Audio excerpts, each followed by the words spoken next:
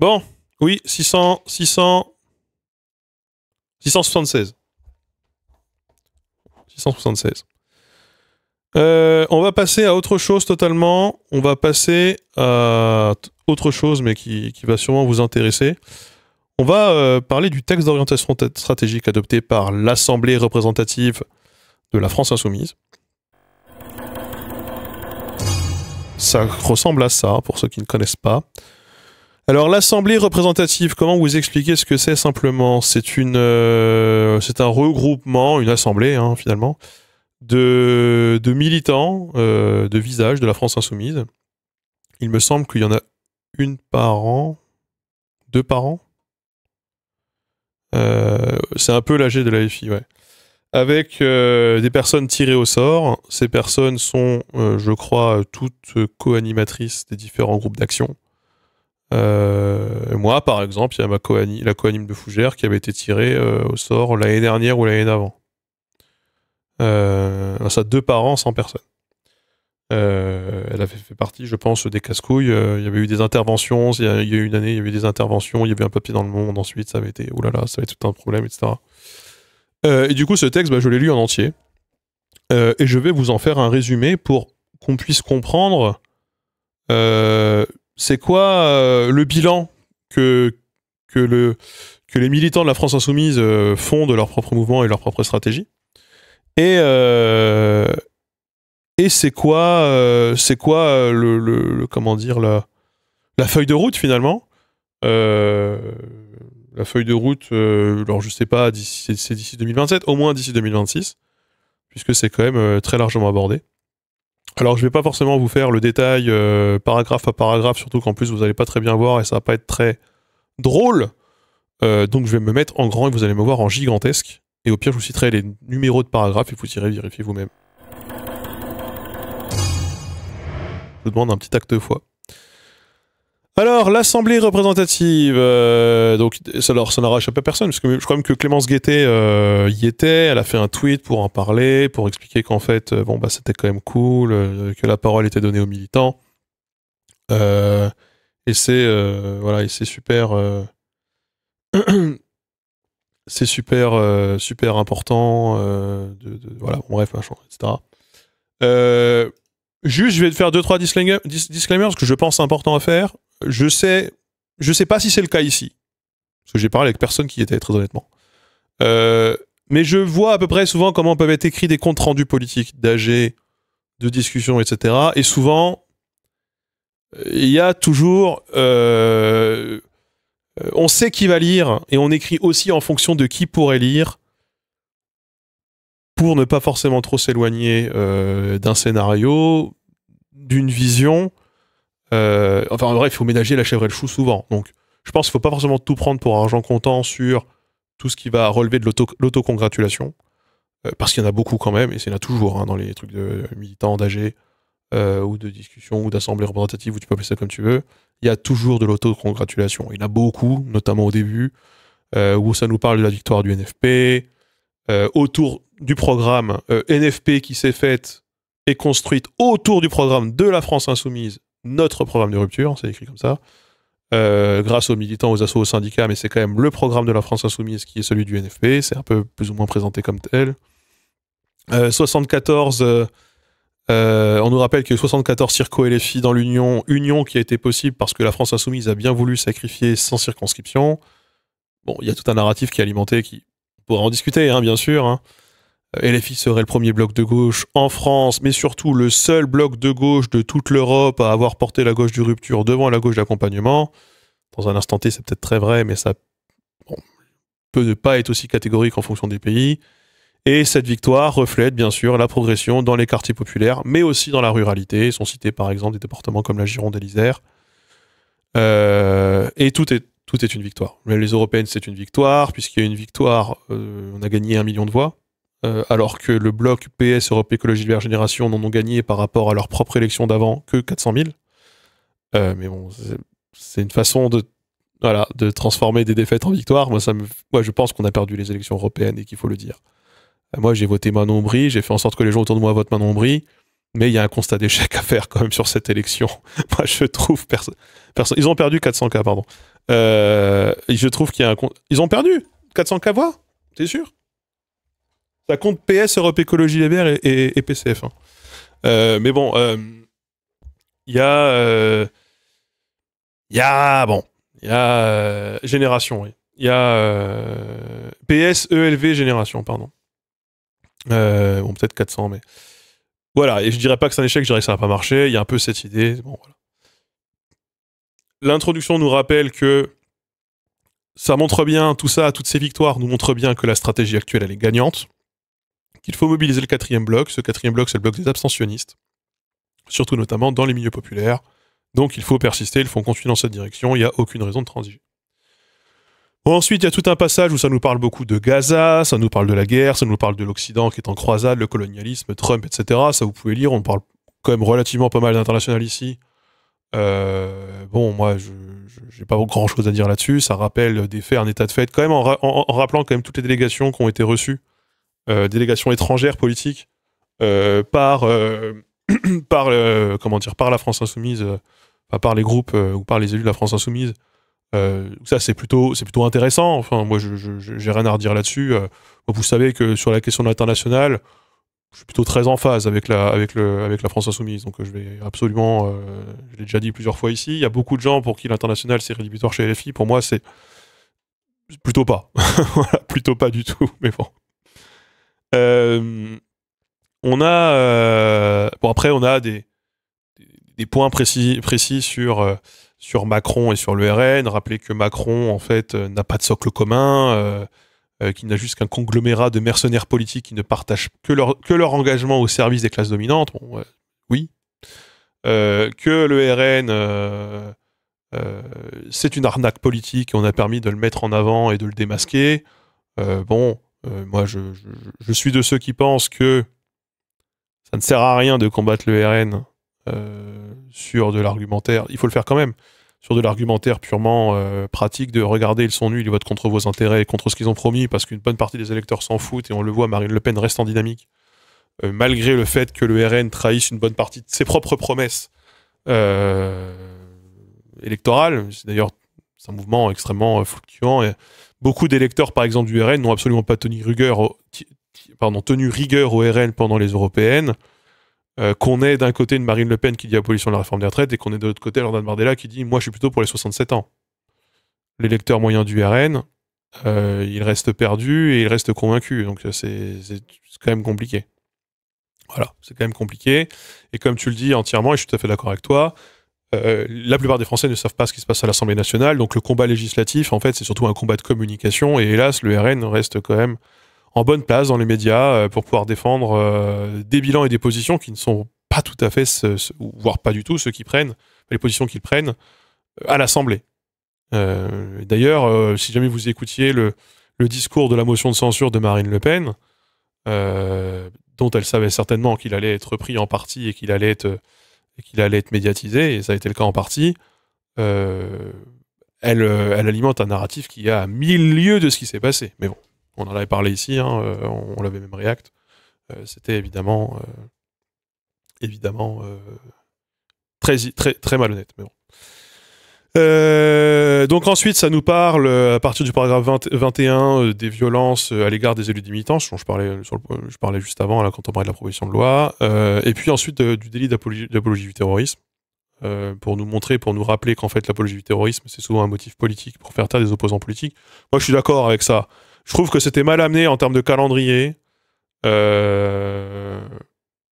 et c'était un élément facile pour l'extrême droite et la droite de refaire l'union contre la gauche en disant regardez, ils veulent être terroristes. Donc moi je suis d'accord dans le fond, je n'étais pas forcément d'accord sur comment ça a été fait, comment ça a été amené en termes de discours et en termes de quoi que ce soit, mais effectivement le délit d'apologie du terrorisme tel qu'il est construit actuellement, n'importe qui peut dire oh là là mon Dieu, apologie du terrorisme et poursuivre à tort et à travers qui que ce soit, c'est notamment des personnes politiques, c'est absolument insupportable. Ça, de toute façon, voilà. Ça, bien sûr. Oui, c'est pas qu'une question de calendrier. C'est une question de c'est une question aussi de contexte global. Mais bon, je veux bien comprendre. Et puis surtout, il y a un manque de solidarité qui fait que ça fait vraiment un coup d'épée dans l'eau. On sait juste, quand tu viens de te taper et les filles défendent le Hamas pendant 2 ans, c'est compliqué d'arriver avec ça. Mais je pense que c'est un horizon nécessaire. C'est juste que là, ça n'avait aucune chance d'aboutir. Est-ce qu'il fallait vraiment y aller? Je sais pas. Donc ensuite, on arrive sur des points où ça commence à taper un peu sur Europe Écologie vers le PS. Voilà, le mouvement de la France Insoumise considère que ce sont les seuls à s'être opposés à von der Leyen, à l'Union Européenne, et que le PS et Europe Écologie Les Verts sont complices, globalement complices de l'élection de von der Leyen, qui a un vice-président, enfin en tout cas une vice-présidence d'extrême droite, ce qui est fondamentalement problématique.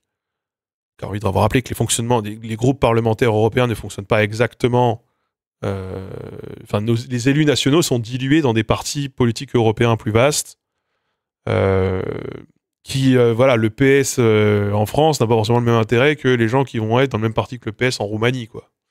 Et pareil d'ailleurs pour le GUE, hein, c'est le GUE, le parti de LFI, si je dis pas de bêtises, à l'Union Européenne. Peut-être que je me trompe. C'est pas comme si on connaissait beaucoup la politique européenne en France. Et d'ailleurs, moi, j'avais un peu contesté ça et un peu déploré ça pendant l'élection européenne. C'est qu'en fait, on parlait assez peu des orientations politiques des différents partis politiques européens. Alors qu'effectivement, par contre, c'est vrai que c'est important, c'est crucial de le rappeler. Après, je suis pas sûr que Europe Écologie Les Verts soit vraiment solidaire de von der Leyen en France et soit vraiment solidaire d'une vice-présidence d'extrême droite. Quand même, malgré tout, quand même. Y compris d'ailleurs pour le PS. Et après, les socialistes, c'est plus compliqué parce que ça tire beaucoup plus à droite, j'ai l'impression, pour certains dans le parti, à l'Europe. Donc voilà, donc ensuite, dans ce rapport, on se félicite d'avoir un ancrage fort, d'avoir un ancrage en augmentation locale, sur tous les fronts, sur tous les combats, ça cite des postes, de qui à quelle commission, de qui à quelle affaire machin. Moi, je suis tout à fait sceptique, mais je suis conscient d'avoir des biais. Moi, j'ai pas particulièrement l'impression, ici, en tout cas dans le territoire où je suis, avec les gens avec qui je parle, ou encore là d'où je viens, que la France Insoumise a réussi à avoir un ancrage fort, en augmentation sur tous les fronts, sur tous les combats. Et là, sur tous les fronts, sur tous les combats, je vais être un peu salé, parce que je reviens, on en a beaucoup parlé en stream il y a 2 jours, moi, de mon propre combat sur la question des langues régionales, et la question de l'Académie française, la question de l'encadrement de la langue française. On a ici réacte le discours d'Emmanuel Macron qui était quand même absolument dégueulasse. Je sais que certaines associations ont écrit à des députés de la France Insoumise. J'ai moi-même écrit aux 2 députés, ou en tout cas l'équipe des 2 députés que je connais. Je me suis tapé le meilleur vu de la Terre parce qu'en fait, ce combat-là, même s'il s'intègre dans un combat anti-impérialiste, est un combat qui n'est pas mené du tout par la France Insoumise. Moi, je le déplore, vous le savez très bien. D'autres partis de gauche le mènent. Le NPA le mène, le PCF, ça dépend des régions. Le PS aussi, dans le sud-ouest plutôt. D'ailleurs, le PS est saisi de cette question à l'Assemblée nationale. La France Insoumise vraiment regarde dans une autre direction quand on les interpelle là-dessus. Moi, ça commence à me peser vraiment et je commence vraiment à le déplorer parce qu'on voit aussi dans des territoires là, comme en Bretagne qu'il y a une distance vraiment importante entre une direction nationale sur ces enjeux-là, une vision un peu parisienne de la politique et les militants locaux. Donc quand même, ça me paraît important de le noter ici, voilà, de vous dire qu'il y a des combats malgré tout qui manquent et ça me frustre. Moi, ça me frustre. Et puis on arrive sur les points 29 à 34 qui sont en gros les points Macron démission. Là, on va avoir en gros les 2 principales orientations concernant la politique nationale dans ce rapport-là, qui consiste pour le premier à Macron démission. On nous rappelle directement que 400 000 personnes ont d'ores et déjà signé la pétition pour la décision d'Emmanuel Macron, en nous disant que la chute de François Bayrou, pour la motion de censure là tout de suite, c'est la chute d'Emmanuel Macron. Globalement, c'est ce qui va emmener sa chute. On a eu, alors ça pour le coup c'est dans des paysages médiatiques, c'est dans des tweets ou dans des interventions médias, mais je crois que c'est Bompard qui a eu cette phrase de dire, peut-être c'est pas Bompard, mais il me semble dans ma tête c'est Bompard qui a dit en gros François Bayrou est le premier et le dernier soutien d'Emmanuel Macron, s'il lui tombe, Macron tombe en gros. Moi, je suis pas du tout convaincu que ce soit aussi mécanique que ça, du tout. Hein, et je pense même d'ailleurs qu'aujourd'hui, il y a même des chances que François Bayrou n'aille pas jusqu'au 14 janvier pour sa prise de parole, pour son allocution là hein, à l'Assemblée, pour sa prise de parole là, comment on dit, de politique générale, ça porte un nom. C'est pas dit qu'il tienne jusque là, tellement il est en train de se foutre dans la mer tout seul entre temps.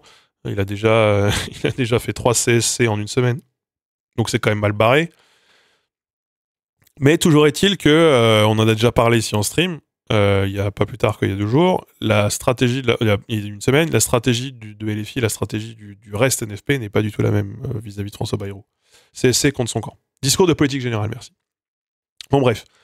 Du coup, on nous rappelle des choses essentielles. On nous dit en gros, c'est bon, on a 35 jours pour l'élection, on repart sur le programme de l'avenir en commun, sans les SOSDEM, parce qu'ils veulent voir tomber le programme, ou en tout cas, se pose la question quand même de savoir est-ce que si on y va, est-ce qu'il faut y aller avec le PS, parce que le PS veut trahir le programme. En gros, hein, c'est plus ou moins expliqué comme ça. Mais Mélenchon, il a fait 22% en 2022. Il a fait 7,7 millions de voix. Il aurait été au second tour s'il n'y avait pas eu le PCF, s'il n'y avait pas eu Europe Écologie Les Verts ou s'il n'y avait pas eu le PS. On aurait battu Marine Le Pen au premier tour. En gros, il n'y a pas de raison qu'on ne puisse pas y arriver. De toute façon, compte tenu des délais, si on doit faire l'élection dans les 35 jours, il ne faut pas perdre de temps. Il faut faire la campagne directement, assumer le choc frontal, notamment face à l'extrême droite.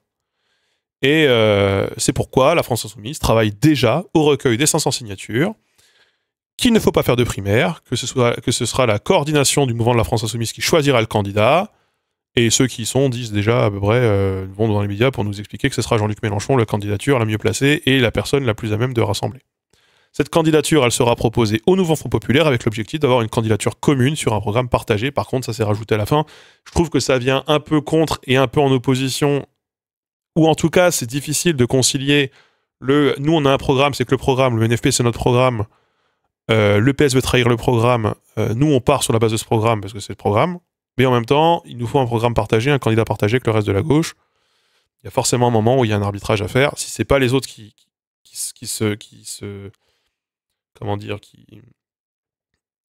donnent leur édition, il y aura forcément un moment où la France Insoumise devra faire du chemin pour leur faire une place.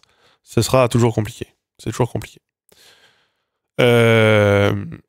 Mais de toute façon, la candidature sera proposée aux partenaires avec l'objectif d'aboutir à une candidature commune sur la base d'un programme. Voilà. Le programme sera un programme de rupture.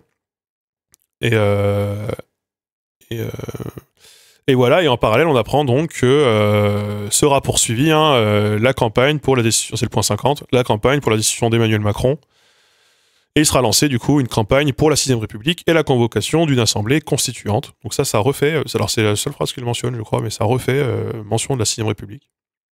Donc parallèlement au mot d'ordre Macron's destitution, nous placerons la question de la révolution citoyenne et la constituante au cœur du printemps 2025. Donc j'ai hâte, ouais pour le coup j'ai hâte, qu'on nous ressorte la carte 6ème République et Assemblée constituante en 2025. Je pense que c'est une carte qu'il fallait jouer bien avant, à titre personnel. Je pense que c'est une carte qui aurait dû être jouée dès juillet.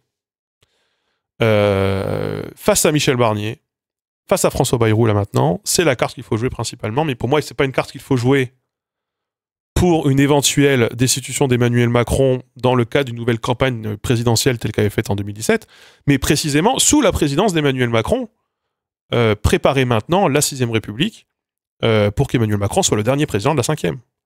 Moi c'est ce que je pense, et moi je pense que la peur que j'ai, la crainte que j'ai, c'est qu'Emmanuel Macron se décide lui-même à faire une 6ème République durant ces 30 mois et qu'il la soumette par voie référendaire au peuple français, tel le général de Gaulle, pour nous dire, bah regardez, c'est maintenant, et nouveau coup d'État permanent, et on s'est encore fait baiser par la droite. Qui change les règles et qui les impose par voie référendaire. Si jamais ça passe pas, on en bouffe encore pour la 5ème pendant 20 ans, voire plus, et si ça passe, on jouera avec des règles qui seront toujours celles dont on ne voudra pas. Et c'est... moi, j'y crois de plus en plus. Hein. J'y crois de plus en plus que Macron peut nous faire ce scénario. Donc là, c'est le moment où je vais m'auto-congratuler, mais quand je vous parlais de la stratégie Macron démission, à la fin on gagne contre le RN et on prend tout le monde de court, on a déjà un candidat, déjà un programme, Plusieurs ici, personne ne le croyait pas. Bon, là, maintenant, c'est écrit dans le compte-rendu, enfin, dans le comment dire, dans le texte d'orientation stratégique. Maintenant, croyez-moi, s'il vous plaît. Enfin, j'ai pas fait une thèse sur la France insoumise, mais bon, ça transparaissait quand même plutôt de tous les passages médias et de toutes les prises de position. Bon, maintenant, c'est écrit. Jean-Luc Mélenchon, on le verra après dans M6, remet comment dire, un clou dans le cercueil. C'est vraiment une vraie orientation stratégique pour faire gagner la gauche. Macron, destitution, le plus vite et le plus tôt possible. Il faut persister, on va réussir, et à la fin, il finira bien par tomber. Est-ce qu'ils y croient eux-mêmes? J'en ai aucune idée. Mais en tout cas, ils partent à fond dans cette direction. La seconde direction, parce que du coup j'ai dit qu'il y avait deux directions, c'est Macron dissolution, de nouveau. Ça, c'est les points 35 et 36. Alors moi, j'y crois absolument pas. Je peux vous expliquer pourquoi j'y crois absolument pas. Mais donc, du coup, il faut préparer d'ores et déjà la prochaine dissolution. Et il faut être en ordre de bataille pour juillet 2025.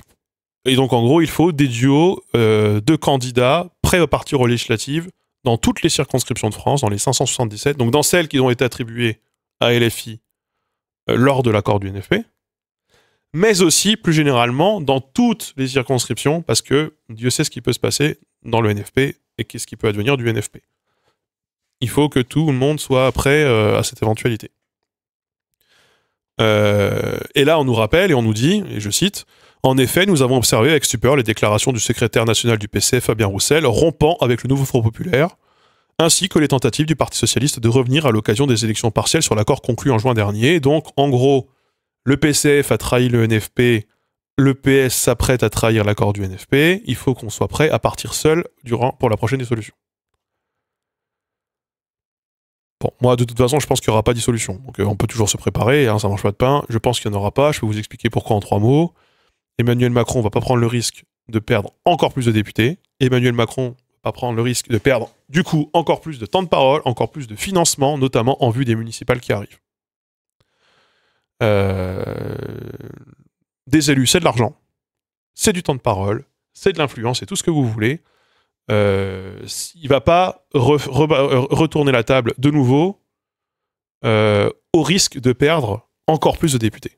Ça me paraît absolument déraisonnable de croire ça. Et d'ailleurs, les macronistes eux-mêmes disent, Macron ne le dit pas directement, mais toutes les personnes qui sont à LREM, qui ont un poste de responsabilité, l'ont réaffirmé au cours de cette semaine, il n'y aura pas de dissolution. Il n'y aura plus de dissolution. Et je pense, même si le NFP explose, il n'y aura plus de dissolution. J'en suis assez convaincu.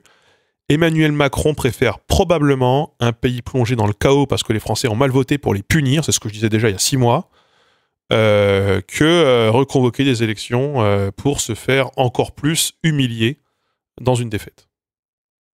Voilà. C'est ce que je pense à titre personnel.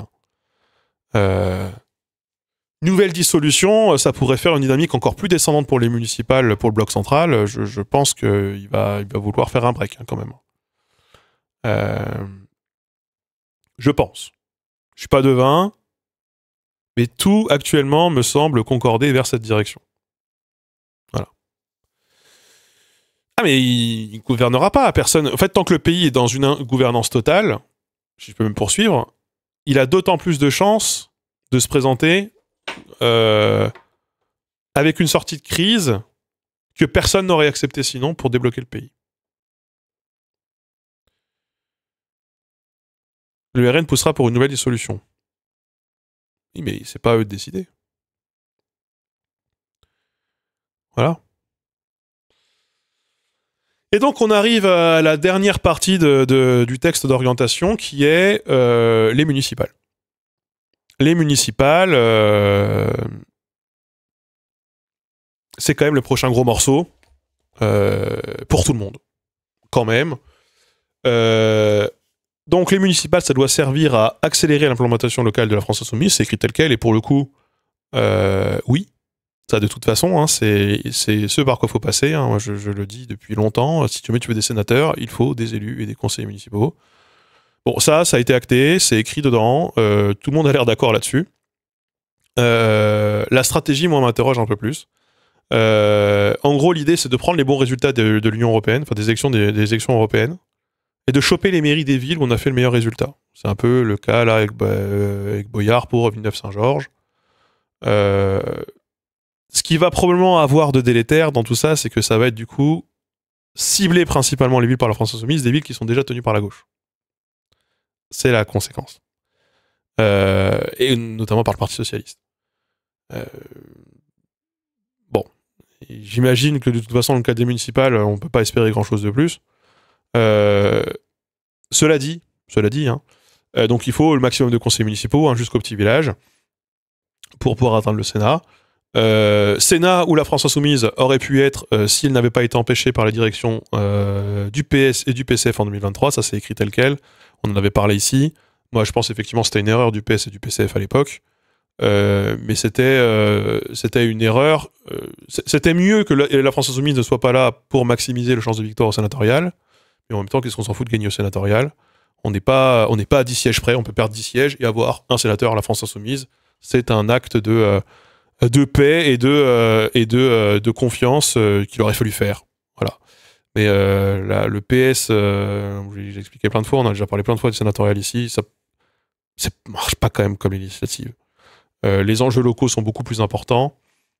Je pense par contre que la France Insoumise a fait une erreur en envoyant des candidats face à tous les gens de gauche, en faisant perdre quelques-uns à quelques voix. Tu peux pas dire 3 paragraphes avant, en gros Mélenchon il a perdu, il est pas au second tour à cause du PS et du PCF, compris les 400 000 voix qui manquaient, et dire après on s'est présenté face aux sénateurs de gauche parce qu'ils n'ont pas voulu de nous dans l'accord, et donc du coup il y a quelques sénateurs qui ont été perdus, quoi, et dire c'est leur faute. Ben non, faut choisir son scénario, faut choisir son histoire. Mais encore une fois, je pense que c'était une erreur, encore une fois, du PS et du PCF.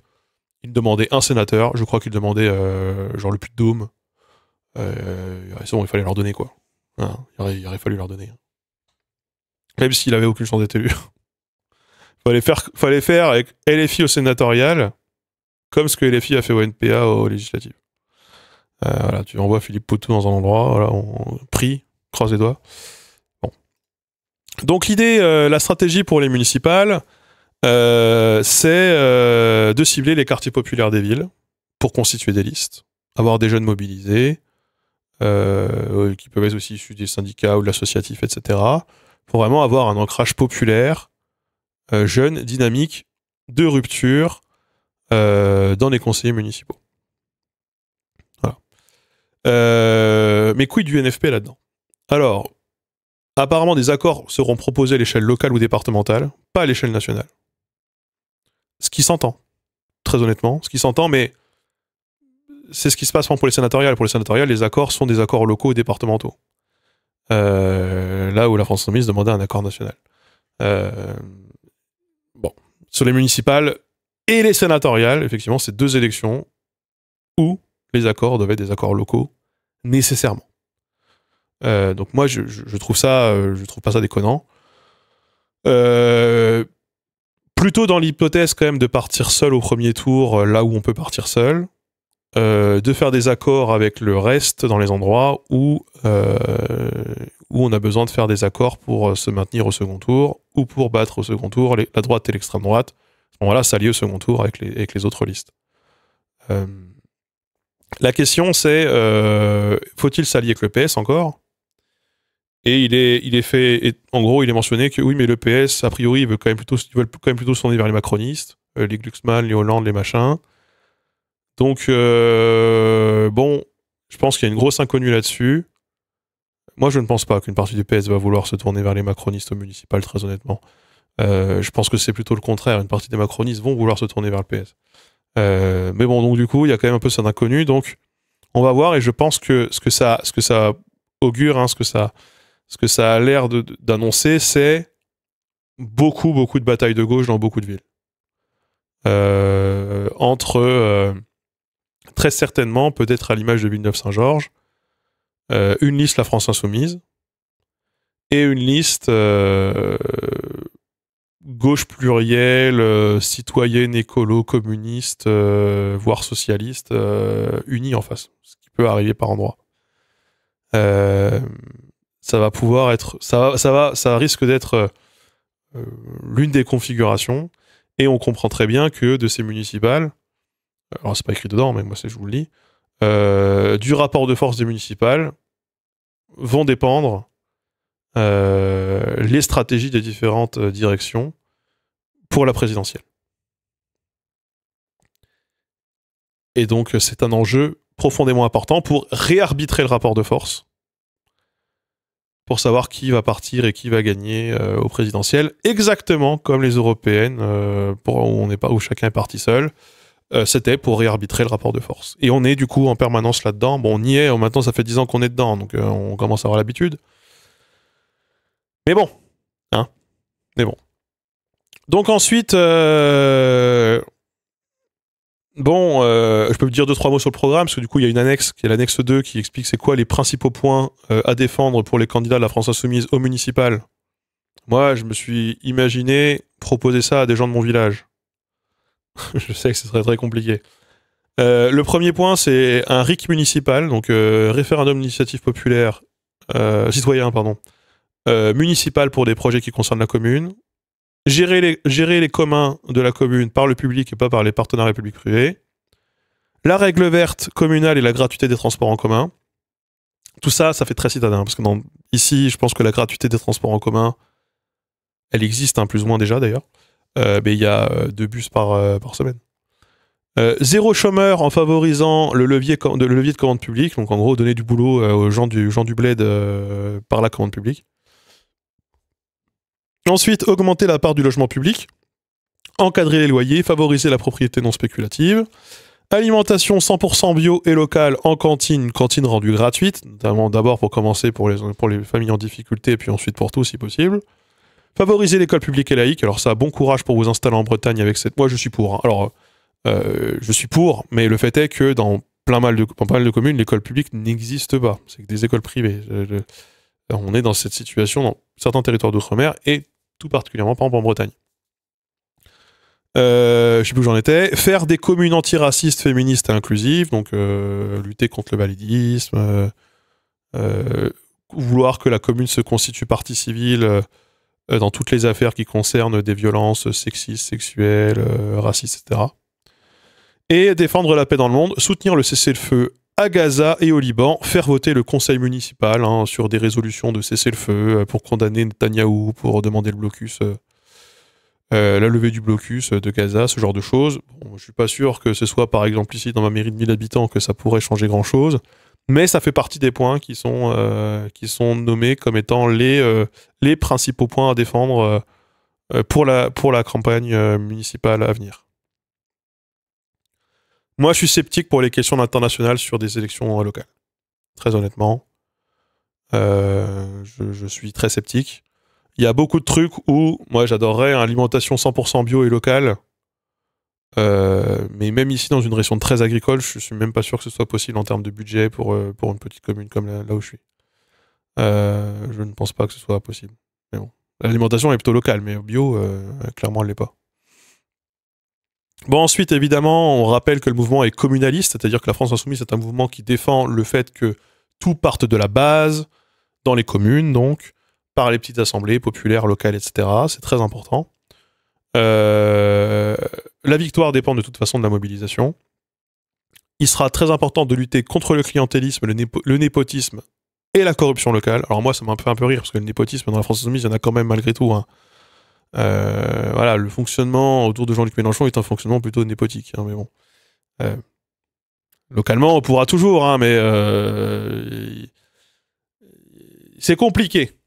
C'est compliqué. Moi, je vous le dis, ça c'est compliqué. Et en vrai, je vais vous le dire, je suis plutôt satisfait qu'il reste un peu de clientélisme pour pouvoir se soustraire à tout un tas de problèmes qui sont liés à la disparition et au manque de services publics et de personnel. Heureusement qu'on peut quand même discuter et un peu s'arranger, même si des fois c'est un peu en dehors des clous, quand les règles sont inapplicables et complexes et que... Enfin, bref, je défends pas la corruption, je suis plutôt contre, mais moins de corruption, ça passe par plus de services publics. Et plus de services publics, ça passe par la commune certes, mais ça passe surtout quand même par en haut, parce que actuellement les communes, elles sont exsangues, elles sont plus 1 euro. Moi, c'est un peu ma crainte, si tu arrives dans des communes qui n'ont plus une thune et que tu dis full service public, full subvention, full commande publique, et les gens vont peut-être avoir peur qu'on monte la taxe foncière, qui a quand même déjà pas mal monté. Il y a des endroits où ça peut être compliqué de le défendre. C'est un programme qui, pour moi, s'applique très bien en ville. Je vois pas comment ce programme s'applique à la campagne, très honnêtement. Mais bon, ça, c'est mon côté chiant. Je pense que ça n'aura échappé à personne. Ça s'adresse à politique de ville de plus de 100 000 habitants, ou moins de plus de 50 000 habitants, difficile. C'est pas applicable pour les villages, le programme. Ou alors, il doit être vraiment très flex. Donc je disais, la victoire dépend de la mobilisation. Moi, il y a un point qui m'interpelle. Ce sera la coordination du mouvement de la France Insoumise qui étudiera les territoires à cibler pour les conquérir, s'implémenter, consolider et décider là où toutes les forces doivent être concentrées. Donc c'est 10-15 personnes à Paris qui vont se réunir dans un bureau pour dire c'est là on met tout notre poids, là on met toute notre énergie, là on envoie tous nos militants parce qu'on veut ça, de manière très ciblée. Là-dessus, moi je suis incroyablement sceptique, surtout si on défend un mouvement qui part de la base, qui doit être populaire, un peu spontané. Moi, je trouve que ça va un peu contre ça. Mais bon. Et le truc bien, par contre, c'est qu'il y a des outils, des tutos qui seront proposés pour les gens qui veulent se lancer, qui ne connaissent pas le fonctionnement. Voilà. Donc la cible électorale reste pour les municipales, et c'est la stratégie gagnante. Vous l'avez, les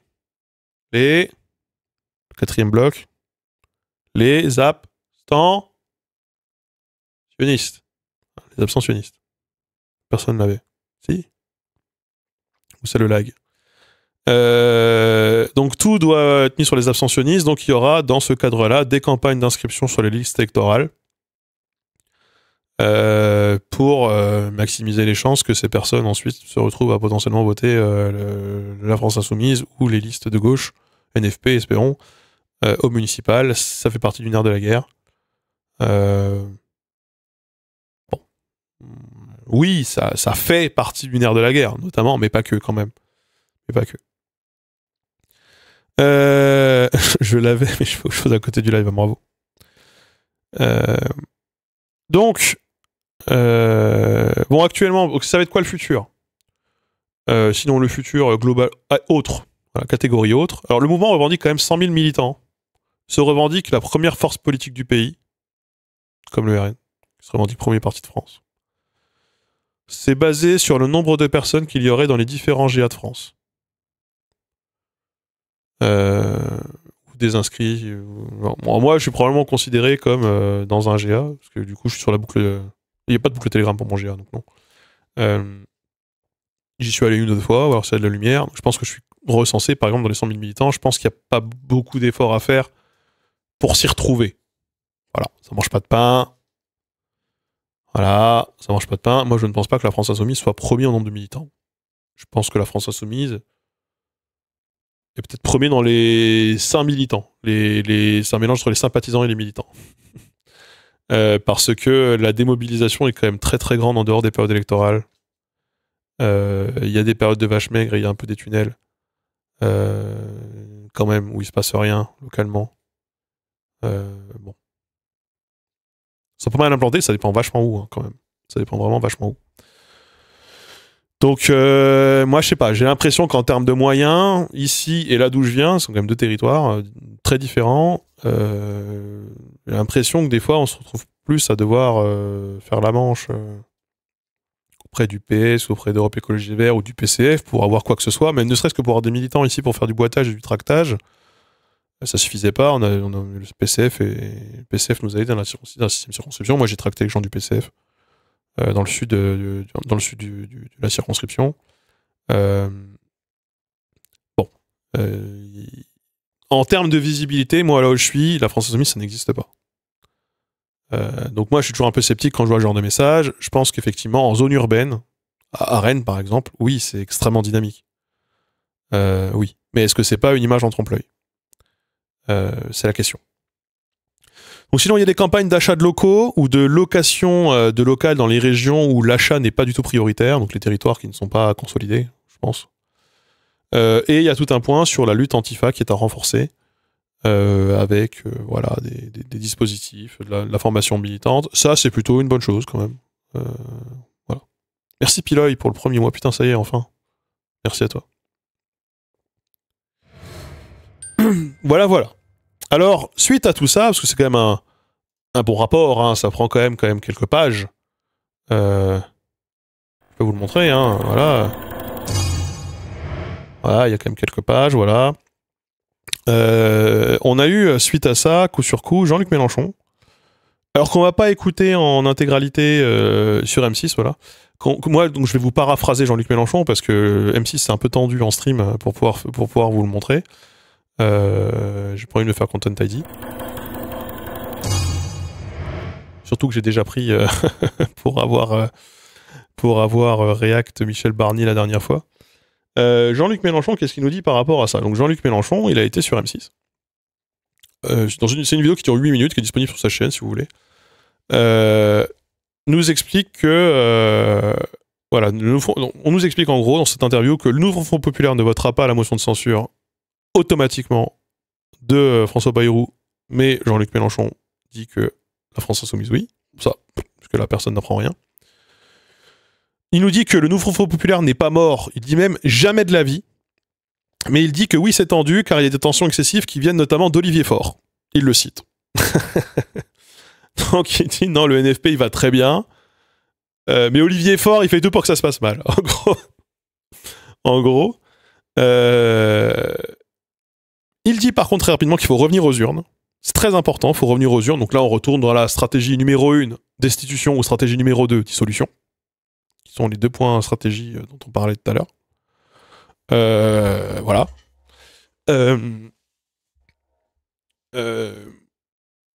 Il nous dit qu'il pense, voilà, le Parti Socialiste a l'air de penser que Macron n'est pas en cause dans toute cette crise politique, mais que la France Insoumise, oui, pense que Macron est le problème, donc Macron doit partir. Donc là, c'est pour le scénario Macron destitution.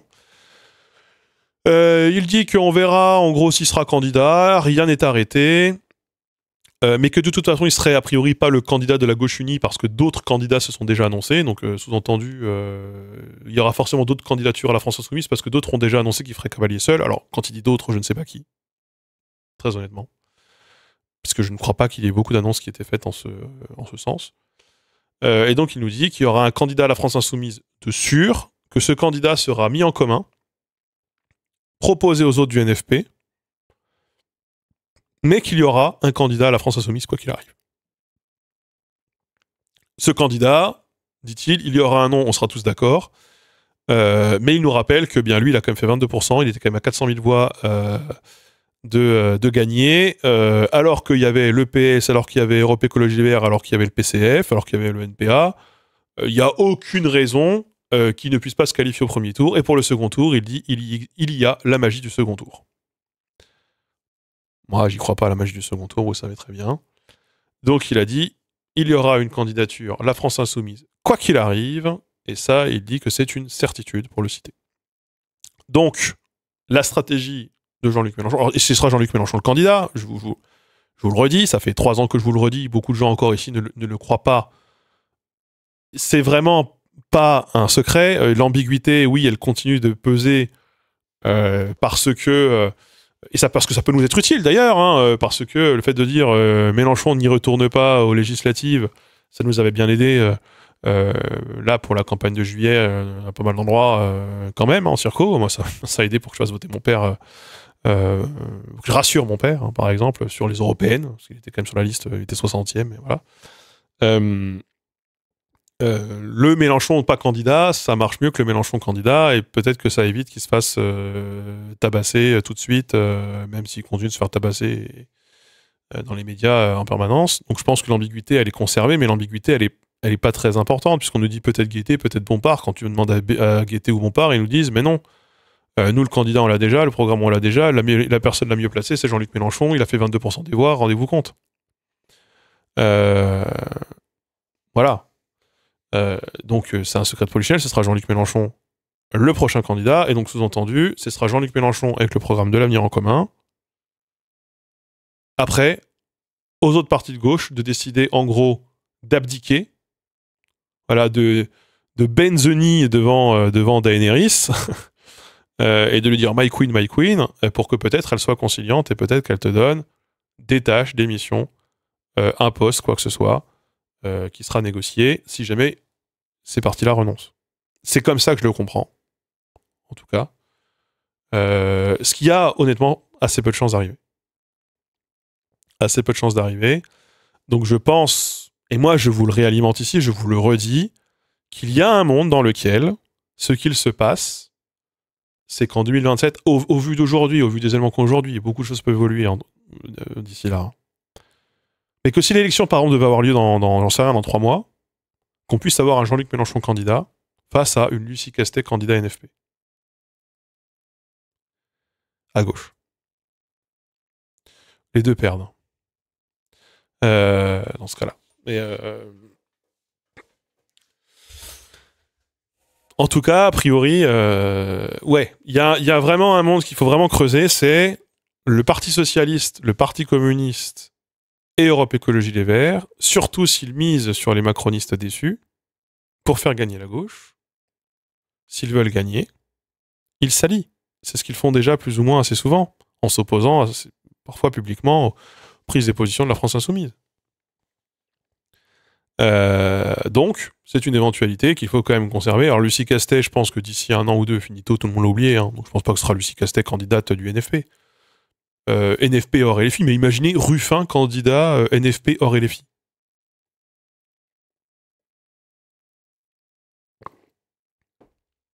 Imaginez.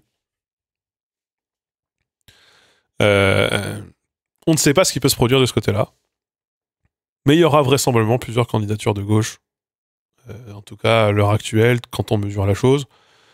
Sauf si vraiment, je pense, dans les sondages, Mélenchon, il est à 4% ou 5%, ce qui ne sera pas. Mélenchon, je pense, il a un socle de 10 à 12%. Garanti, à peu près. Selon les dernières enquêtes d'opinion, c'est à peu près ça. De garantie, ce qui correspond au score des européennes. De certitude, voilà, de garantie, ce que les autres n'ont pas s'ils partent seuls. Voilà, ça c'est sûr. Mais s'ils partent ensemble, je ne sais pas. Roussel a pas plus ou moins dit nique le NFP, je pars dans mon coin. Roussel n'a... Je ne sais pas si Roussel a vraiment dit ça. Merci Piloy pour les 5 seuls gifs, merci. Je ne sais pas du tout si Roussel a dit ça. Ce qui est certain, c'est que Roussel ne va probablement pas tenir jusqu'à 2027. Hein. Ça commence... Alors, on a beaucoup parlé sur le Discord Linguisticae. Ça commence à être la petite musique. Fabien Roussel n'arrive pas à séduire les jeunes. Fabien Roussel a une stratégie qui n'a pas réussi à rétablir la place du Parti communiste. Certains commencent à se dire Fabien Roussel n'est probablement pas le prochain secrétaire national. Voilà, peut-être qu'il faudra changer de secrétaire national avant 2027. Qui pourrait le remplacer? Alors moi, la petite musique que j'entends autour de moi, c'est Yann Brossa. Voilà, il y a des gens qui se chauffent sur Yann Brossa. Merci, Meat Stealer, pour le Prime. C'est vrai que Yann Brossa est plutôt bon quand il intervient sur les plateaux BFM. Il est plutôt unioniste. Il est plutôt... et en même temps, il est très proche quand même, malgré tout, de la direction nationale. Ça a l'air d'être une bonne synthèse à l'heure actuelle, au moment où je vous parle. Mais bon. Ça va dépendre de quoi? Ça va dépendre de qui? Ça va dépendre... De toute façon, ce sera pas du tout à nous de choisir. Hein. Les militants sont de plus en plus chauds pour se ranger derrière Ruffin. Alors, avec ce constat aussi que... ce que j'ai déjà dit plein de fois ici, mais... Roussel, c'est du Ruffin de la Ligue 2, quoi. Il fait du Ruffin, mais de la Ligue 2 et mal. Et ça prend pas. Ruffin marche mieux sur ce créneau-là. Et d'ailleurs, j'ai vu que maintenant le PS voulait se lancer là-dessus. Là, il y a un texte, un mouvement qui a été lancé dans le PS en vue du Congrès, qui est aussi pareil, c'est sur l'ouvriérisme, reconnecter avec les classes populaires. Donc tout le monde veut faire du Ruffin aujourd'hui. Et c'est la meilleure chose qui puisse lui arriver à Ruffin. Ça valide sa stratégie. Voilà. En gros, pour l'instant, ce qu'on peut dire de la stratégie politique et du monde politique dans lequel on se trouve,